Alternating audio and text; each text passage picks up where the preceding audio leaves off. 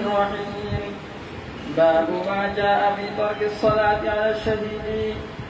وبه قال حدثنا قتيبة بن سعيد قال أخبرنا الليث عن ابن شهاب عن عبد الرحمن بن كعب بن مالك أن جابر بن عبد الله أخبره أن النبي صلى الله عليه وسلم كان يجمع بين الرجلين من قبل أحد بالثوب الواحد ثم يقول أيهما أكثر حفظا للقرآن فإذا أشير له إلى أحدهما قدمه في اللعن فقال أنا شاهد على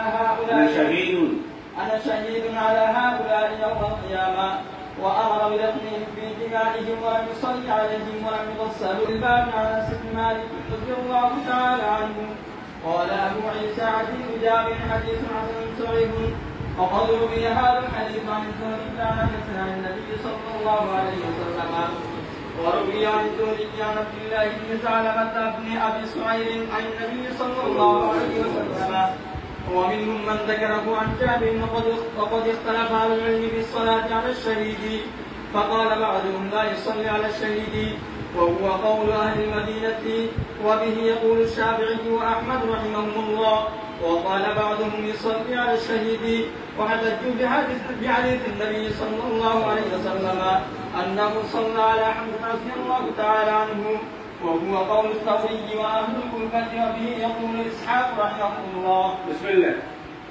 باب ما جاء في ترك الصلاة على الشهيد. শহীদের জানাজার নামাজ পড়া হবে কি হবে না এ নিয়ে উলামায়ে কেরামের মধ্যে ইখতিলাফ আছে।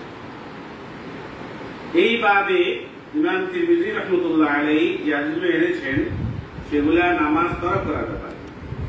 সর্বপ্রথম যে হাদিসটি আমরা এখন পাঠ করেছি হযরত জাবের ইবনে আব্দুল্লাহ রাদিয়াল্লাহু তাআলা আনহু থেকে বর্ণিত, তিনি বলেন হাদিসের শেষ অংশে যাহা বলা হয়েছে আনা শাহীদুন আলা হাউলাই ইয়াউমাল কিয়ামাহ, আমি এই বলা হয়েছে কানা ইয়াজমাউ বাইনা রাজুলাইনি মিন ফাজলা রাজুলিন বিতাওবিল ওয়াহিদ, এক কাপড়ে দুইজনকে লিদরুরা, এটা কেমন লিদরুরা, এক কাপড়ে দুজনকে একত্রিত করতেন, তারপরে বলতেন কে সবচেয়ে বেশি কোরআন হেফজ করেছে তাকে সামনে দিতেন, তার চেহারা সামনে দিতে হতো। ফাইদা উশিরা লাহু ইলা আহদিহিমা কদ্দামাহু ফিল লাহদি, ওই দুজন থেকে যিনি বেশি কোরআন হেফজ করেছেন তাকে সামনে দিকে দেওয়া হতো কবরে।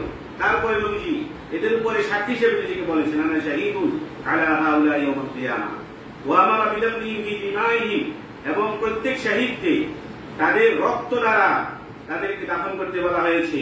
এবং নবীজি নামাজ পড়েননি, জানাজার নামাজ পড়েননি। এখান থেকে ইমাম শাফিঈ, ইমাম মালিক, ইমাম আহমদ, ইমাম ইসহাক রাহিমাহুল্লাহ তাদের সাথে আরো উলামায়ে কেরাম আছেন, তারা এই হাদিসকে দলিল হিসেবে পেশ করে বলেন যে জানাজার নামাজ পড়া লাগবে না। তারা একটি দলিল পেশ করেন, সেটা হলো যদি যে ব্যক্তি শহীদ হলো সেই ব্যক্তি তো আল্লাহর রাস্তায় নিজেকে বিলিয়ে দিয়ে নিজের জানকে দিয়ে সেই ব্যক্তি তো মাসুম হয়ে গেছে। তো যে ব্যক্তি মাসুম তার জন্য তো জানাজার নামাজ যেহেতু দোয়া, তার জন্য দোয়ার আর কোনো প্রয়োজন নাই। তো আমাদের কথা হলো তিনি মাসুম হয়েছেন, আম্বিয়া কিরাম আলাইহিমুস সালাতু ওয়াস সালাম তো সবচেয়ে একবারে বেলা ইখতিলাফ মাসুমুন, তো তাদের তো জানাজার নামাজ পড়া হয়েছে। এখানে তারা মাসুম হয়েছেন, তারা ইসলাম হয়েছেন, এটা আমরা ইখতিলাফ করছি না, কিন্তু তাদের জন্য যে জানাজার নামাজ পড়ানো হবে সেটা হলো তা'যীমান লাহুম, তা'যীমান লাহুম, তারা আল্লাহর রাস্তায় নিজেদেরকে বিলিয়ে দিয়েছেন, আমরা তাদের জন্য সম্মানের হিসাবে দোয়া করতে পারবো না, নামাজ পড়তে পারবো না, এটা হয় না।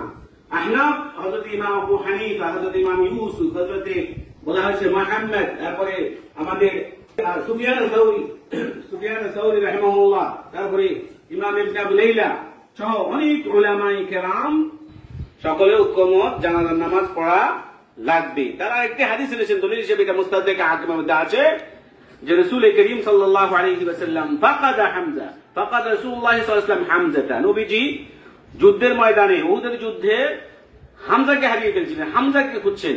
যা নাস না মানুষ আসতেছে যুদ্ধের ময়দান থেকে, মিনাল কিতাল, যা নাস মিনাল কিতাল, যুদ্ধের ময়দান থেকে আসতেছে, জিজ্ঞাসা করছেন হামজা কোথায়, হামজা কোথায়। তারপরে যখন হামজার লাশ আনা হলো, তাকে মুতলা করা হলো, তার সমস্ত শরীরকে টুকরা করা হলো, তখন নবীজি তার প্রতি নামাজ পড়েছেন। তো এই সমস্ত রেওয়ায়েত দ্বারা বোঝা যায়, আর অনেকগুলো রেওয়ায়েত আছে, আমি সেগুলো আলোচনা করছি না, যে আহনাফের নিকটে, উলামায়ে আহনাফের নিকটে জানাজার নামাজ পড়তে হবে কার? শহীদদের। শহীদদের জন্য জানাজার নামাজ পড়তে হবে।